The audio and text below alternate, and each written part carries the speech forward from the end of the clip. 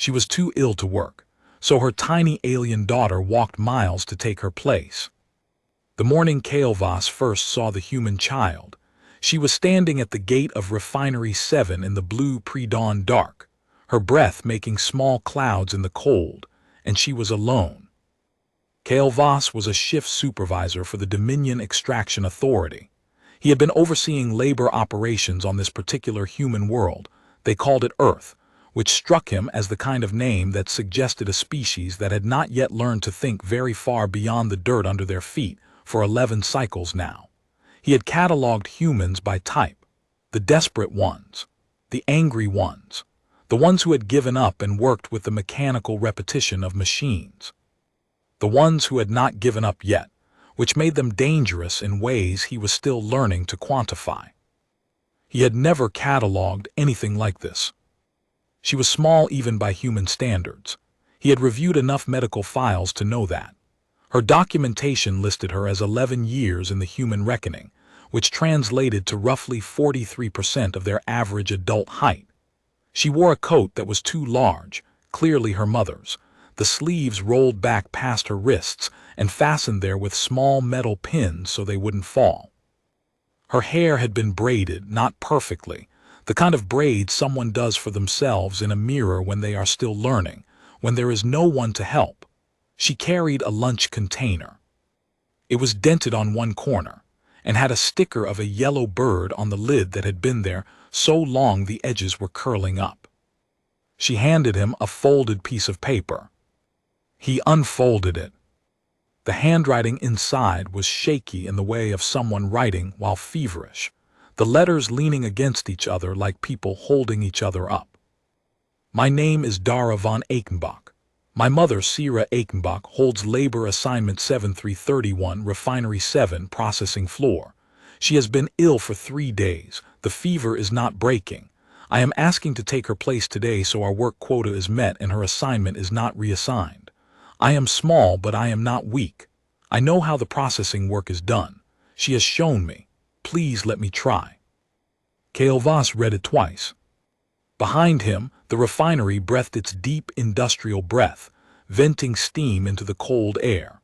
On the processing floor, the transmutation reactors were cycling up for the morning run.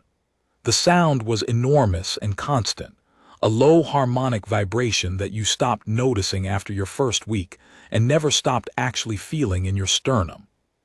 The authority had built these refineries to extract mineral compounds from the ore deposits running through the planet's northern continent, using a conversion process developed by a Dominion physicist whose name translated loosely to something like "he who made the numbers work." The process required constant monitoring. Human hands, it turned out, had a sensitivity of touch and an adaptability of response that surpassed most automated systems when it came to the particular problem of keeping the reactor flow stable. This was the reason the labor assignments existed. This was the reason humans worked here. The girl was still standing at the gate, looking up at him without flinching. He was 2.5 meters tall.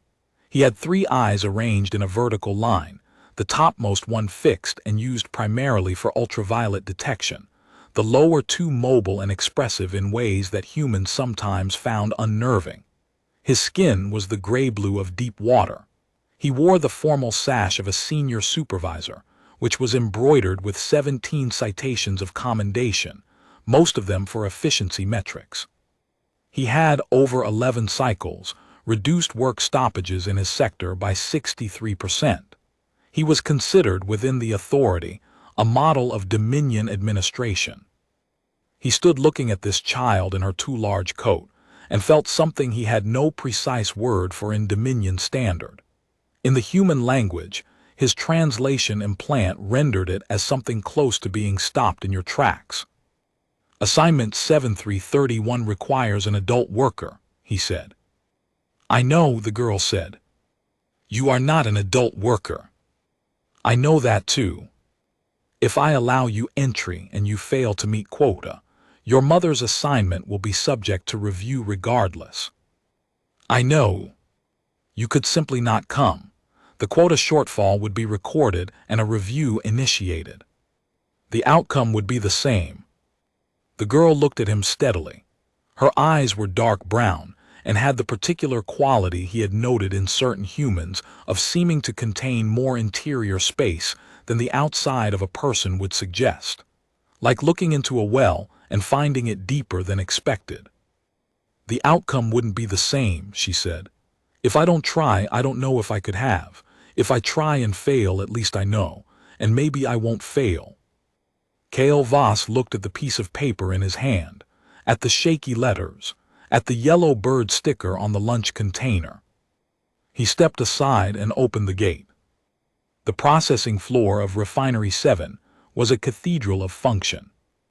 The ceiling rose 40 meters above the floor, hung with monitoring equipment and the thick umbilical conduits that connected the transmutation reactors to the extraction manifolds above. The reactors themselves were arranged in 2 rows of 12, each one the size of a small house, their housings humming with contained energies that shivered the air. The human workers moved among them in the precise patterns their training had established, checking pressure readings, adjusting flow valves, watching the indicator columns for the particular color shifts that meant a reaction was drifting outside parameters. The work was not physically brutal. It required attention and steadiness, and a kind of intimate familiarity with the machines, a knowledge of their moods that took weeks to develop fully. Dara von Eichenbach walked onto the floor and stopped. She turned her head slowly, taking it all in. The noise, the heat, the smell of ozone and something sweet and metallic that the workers called reactor breath, the size of everything around her, which made her look smaller than she had at the gate, which Kale Voss had not thought possible. The woman at the nearest station noticed her first. Her name was Eula Brent, assignment 7298, who had worked this floor for 9 years and was one of the most reliable monitors in the shift. She was a wide woman with strong arms and a face like a map of everything that had happened to her, and she looked at the child standing in the middle of the floor with her too large coat and her dented lunch container, and she crossed to her in 4 long strides. "Who are you?" Eula said, not unkindly. "Dara Eichenbach. I'm here for my mother's station." Eula looked at her for a moment. Then she looked over the girl's head at Kale Voss, who had followed her in and was standing near the entrance, watching. "You let her in," Eula said to him. "She presented a request in proper form," Kale Voss said. Eula made a sound that in human communication conveyed what his translation implant rendered as *I have things to say about this, but I am choosing not to say all of them right now. She looked back down at the girl. "You know your mother's station." "Reactor 11, secondary flow monitor, left side. She showed me the readings to watch for. I've watched her work 100 times. A pause. I learn fast." "Reactor 11 runs hot on Tuesdays," Eula said. "Did she tell you that?" "She calls it the temperamental one. She says you have to check the tertiary bleed valve every 40 minutes instead of every hour or the left indicator starts running orange." Eula looked at her for another long moment. Then she turned to the other workers who had paused in their work to watch, and she said, in the flat tone of a woman who had decided something and was done discussing it, "Back to stations. We've got a morning run to make." She looked down at Dara again. "Come on. I'll walk you to 11. Kale Voss did not go to his supervisor's station. He stood in the near dark beyond the reactor row and watched. He had watched humans work for 11 cycles. He understood the mechanics of what they did. What he was watching now was something different, and he was trying to understand what it was. The girl moved through her duties with a carefulness that looked, at first, like hesitation. He recalibrated. It was not hesitation. It was precision. She was not moving slowly because she was unsure. She was moving slowly because she was making sure. Every reading she checked twice. When she adjusted the tertiary bleed valve at reactor 11, 43 minutes into the shift, nearly exactly the interval her mother had apparently told her about, she did it with both hands, feeling the resistance before she turned it, measuring the response afterward. She had been taught this. She had memorized it. But more than that, she had understood it, which is different, which is the difference between a recording of a thing and a knowledge of it. At the 2-hour mark, Reactor 9 began drifting. This was not unusual. The reactions were organic in the way that complex physical processes always are, tending toward their own preferences, requiring constant coaxing back into the desired range. The worker assigned to Reactor 9 was a man named Becker, a 20-year veteran who moved through his duties with the efficiency of someone who had long since stopped thinking consciously about what he was doing and simply knew. He was adjusting his own readings when the drift started. Dara saw it before he did. She did not shout. She walked quickly to his station. Reactor 9 was 2 down from 11, and she had apparently been tracking both and pointed at the left secondary column. "That one's going orange," she said. Becker looked. It was in fact going orange. He adjusted. He looked at the girl. She had already turned back toward 11. "Thanks," he said. She didn't look back. "Don't let it go past 70 on the primary or it'll spike," she said, over her shoulder. "My mom says the 9 and 11 are coupled under the manifold, and a spike on 9 pulls 11 high." Becker stared after her. Then he looked at Cale Voss. Cale Voss was already writing something in his supervisory record. At the midday break, the workers ate in the rest area off the main floor. It was a low-ceilinged room with long tables and benches, the kind of room that had been designed for function and ended up, through accumulation of human presence over years, becoming something else entirely. There were drawings pinned to one wall, children's drawings, brought in by workers and never taken down, a kind of silent record of the small lives that existed outside the refinery walls. There was a crack in the bench near the far end that someone had repaired with what appeared to be a braided cord of blue and yellow, more carefully than the crack required, as if the repair itself had been a statement about what mattered. There was a smell of food that had been carried in insulated containers and was now being unwrapped and shared, because humans shared food. Cale Voss had long noted the way they shared almost everything that mattered to them, as if keeping it to themselves would diminish it. Dara sat at the end of one table and opened her dented lunch container. Inside was a piece of flatbread and a small portion of something dried and protein-dense that she ate without expression, working through it methodically the way someone does when they are eating because they need to and not because they are hungry. Eula sat down across from her and put a second helping of something steaming on the table between them. "You haven't eaten enough," Eula said. "I'm fine. You've been running hard since 6 this morning. Your body needs more than that." Eula pushed the food closer. "It's from my lunch. I brought extra. My husband thinks I don't eat enough and always overpacks me." Dara looked at the food, then at Eula. There was something in her face that was trying very hard to hold a particular shape and was not entirely succeeding. "Thank you," she said quietly. She ate. After a moment, Eula said, "How is she?" "The fever was 102 when I left this morning." "Has she eaten?" "Not much. I made broth before I came." "Did she know you were coming here?" Dara was quiet for a moment. "She told me not to. She said she'd figure something out." A pause. "She was asleep when I left." Eula made the particular sound of a woman absorbing information she had already suspected. She looked at the girl across the table, at the too large coat folded over the bench beside her, at the lunch container with its peeling yellow bird sticker. "She talks about you," Eula said. "Your mother, she says you're going to be a scientist." Dara's face shifted. For the first time, something crossed it that was not pure concentration or pure endurance. Something that was almost a smile, and was in some ways more moving than one. "She says I ask too many questions," Dara said. "That's the same thing." In the afternoon, something went wrong with Reactor 3. It was not one of the dramatic failures that the workers feared and trained for, the catastrophic pressure release, or the reaction runaway that could, in theory, strip the manifold and bring half the ceiling down with it. It was something smaller and therefore, in some ways, more dangerous. A slow deviation, subtle enough that the automated monitoring systems had not flagged it yet, in the thermal distribution of the primary reaction chamber. The kind of thing that, left unaddressed for an hour, became a large problem. Left unaddressed for 2 hours became a crisis.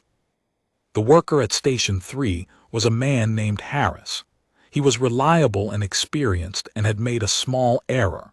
He had allowed the familiarity of his routine to shade into a certainty that routine would cover everything.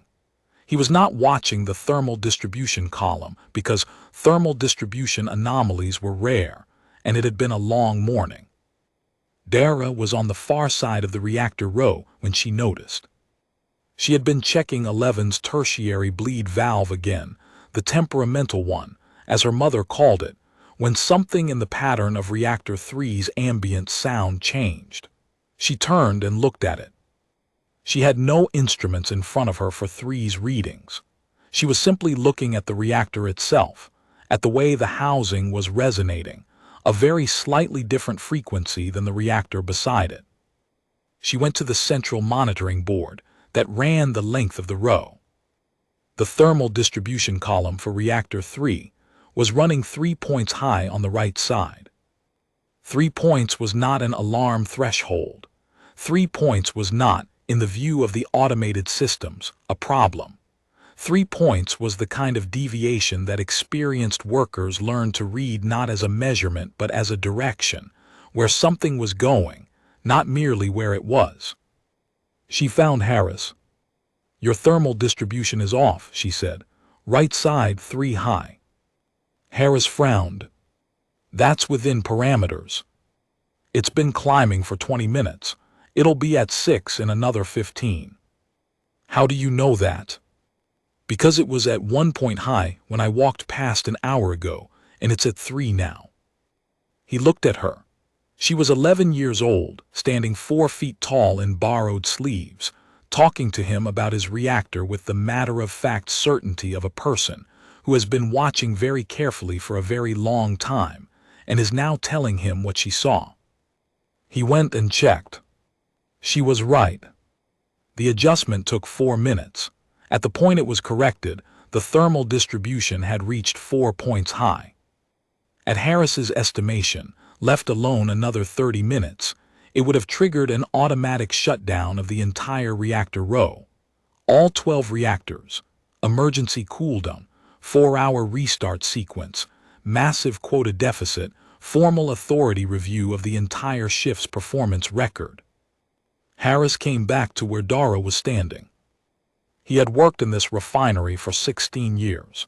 He was not a man who said things he didn't mean, and he didn't say things easily. "Good catch," he said. Dara looked at him. Then she said, very simply, "My mom taught me to always remember where things were so you'd know when they changed." Cale Voss put down his supervisory record and stood very still.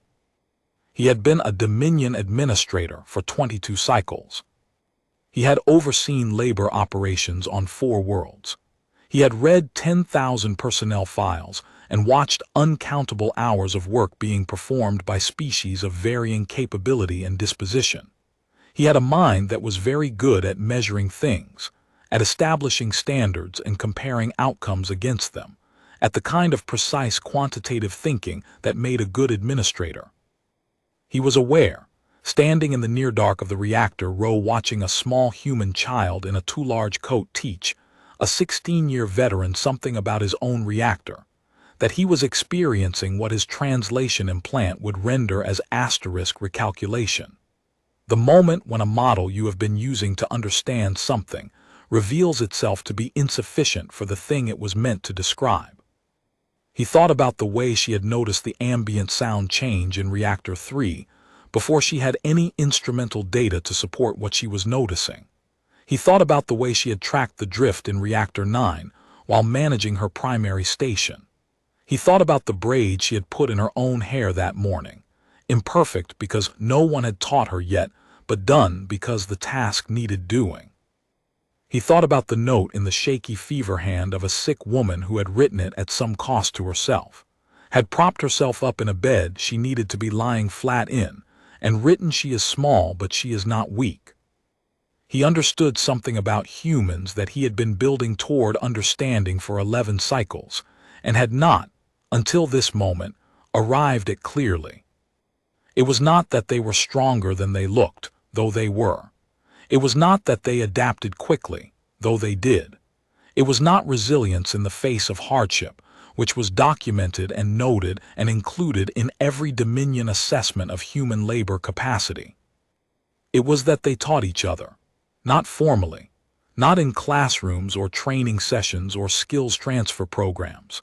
They taught each other the way a mother teaches a daughter to watch a reactor, in passing, in the accumulated hours of watching together, in the small transmissions of attention and knowledge that happened across kitchen tables and in the margins of ordinary days. The knowledge moved through them like the reaction current moved through the manifold, continuously, in all directions, in the quiet background of everything else they were doing. The girl knew about the temperamental one because her mother had told her what it was called, because giving the temperamental one a name was the way the mother had told herself she understood it.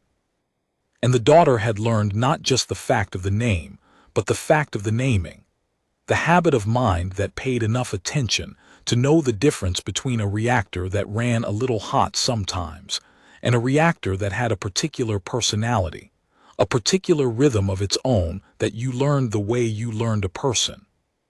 Cale Voss wrote in his supervisory record for a long time. The shift ended at 6 in the evening. The quota had been met, more than met. Reactor 11 had run at 103% efficiency through the afternoon, which Cale Voss attributed to the more frequent tertiary bleed valve checks. The averted thermal event at Reactor 3 had, by his calculation, prevented a quota deficit of somewhere between 8 and 12,000 units. The workers filed out through the main gate, tired in the particular way that comes from a long day of sustained attention, the tiredness that settles in the eyes first. Some of them, as they passed Dara, touched her shoulder briefly or said something quiet. Eula stopped and wrapped the too large coat more carefully around the girl's shoulders and tucked the collar up around her neck against the cold that had settled outside. "Tell your mother I'll bring food tomorrow morning," Eula said. "You don't have to do that." "I know I don't have to." Eula's voice was dry in the way that affection sometimes makes a voice. "Tell her anyway." Dara stood at the gate with her dented lunch container and waited for the last of the workers to pass. Then she looked up at Cale Voss. He had been waiting. "You'll need to present your mother's medical certification within 72 hours for the assignment review to be suspended," he said. "I know. If her fever hasn't broken in that time, I would recommend the medical station on Block 4. The human practitioners there are rated adequate." Dara looked at him, the same steady dark eyes that had looked at him that morning, that had not flinched. "You let me in this morning," she said. "Why?" Cale Voss considered the question. He had been a Dominion administrator for 22 cycles, and he knew how to give answers that were accurate but not complete, that fulfilled the shape of an answer without giving the substance of one. He was practiced at this. It was, in many ways, a supervisory skill. He said instead the true thing. "Because you knew you might fail, and you came anyway." Dara was quiet for a moment. Then she picked up her lunch container and tucked it under her arm. "Will her assignment be safe?" she said. "Pending medical certification, yes. And if she's too sick for a week?" "Come back tomorrow," Cale Voss said. "Present yourself at the gate." She looked at him for a long moment, the way she had looked at Reactor 9 and Reactor 3 and everything else she had been watching all day, the way of a person who is memorizing, who is keeping track, who is building a model of a thing in order to understand it. "Okay," she said.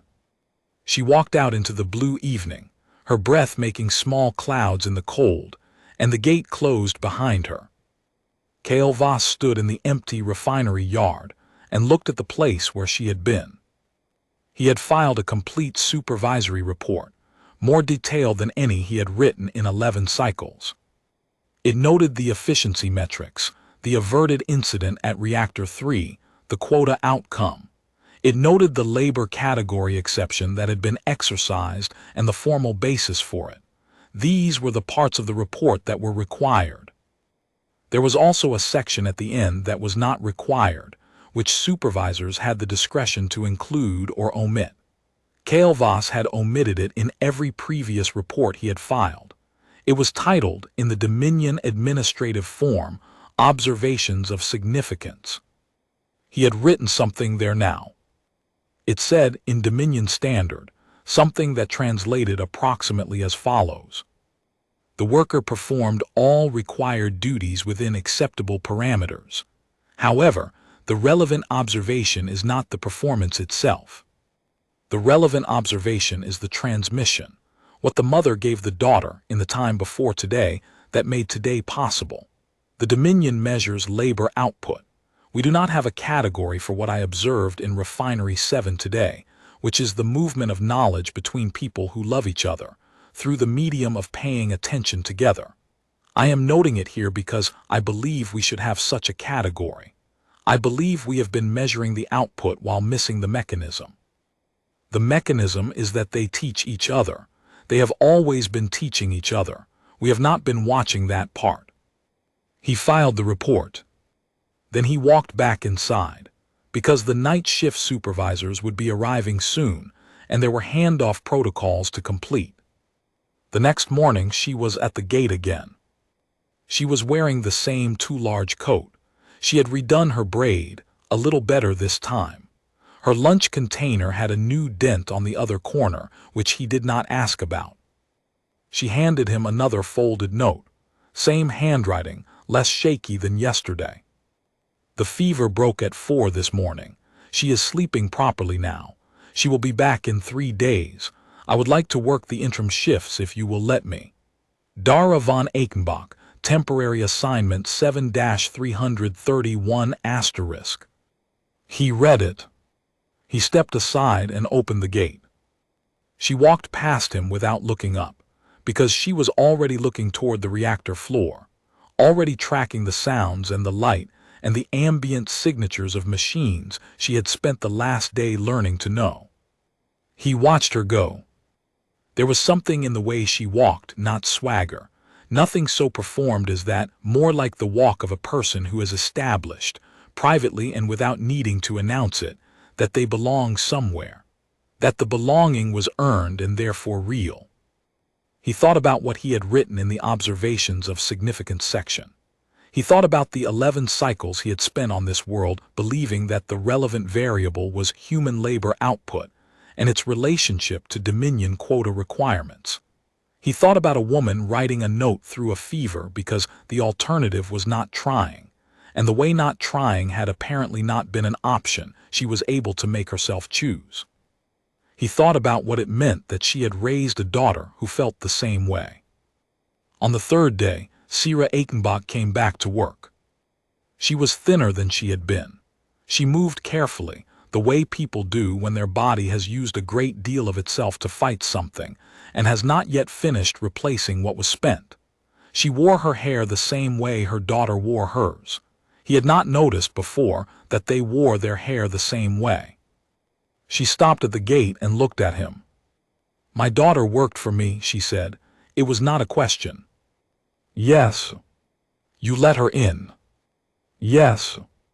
She looked at him the way her daughter had looked at things, steadily, with the quality of someone trying to understand. Then she said, "Was she good?" Kale Voss thought about Reactor 3, about Reactor 9, about the tertiary bleed valve and the 43-minute interval, about a 16-year veteran being told by a child who had spent 1 day on a reactor floor where his thermal distribution column was going. "She was exceptional," he said. Something moved across Sira Eichenbach's face. It was the most complex expression he had seen in 11 cycles of watching humans. It was pride and grief and love and fear, and a profound exhaustion, and something underneath all of that was not any of those things. Something he thought might be the particular human feeling of finding out that a thing you built, through years of small transmissions and paying attention together, and calling the temperamental one by its name, had worked the way you hoped it would. She walked past him onto the floor.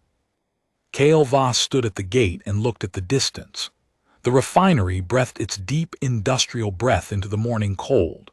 The reactors were cycling up, their harmonics settling into the working day register that lived in everyone's sternum, whether they noticed it or not. Inside, through the transparent panels that lined the upper floor, he could see Sira Eichenbach moving toward the reactor row. He could see the moment she reached Station 11, the temperamental one, and put her hand on the housing in the way you put your hand on something you know. He could see, 2 stations over, Eula Brent saying something to her. He could see Sira Eichenbach laugh. He had been watching humans for 11 cycles, and he had never, until the last 3 days, understood that what he was watching was not a labor force.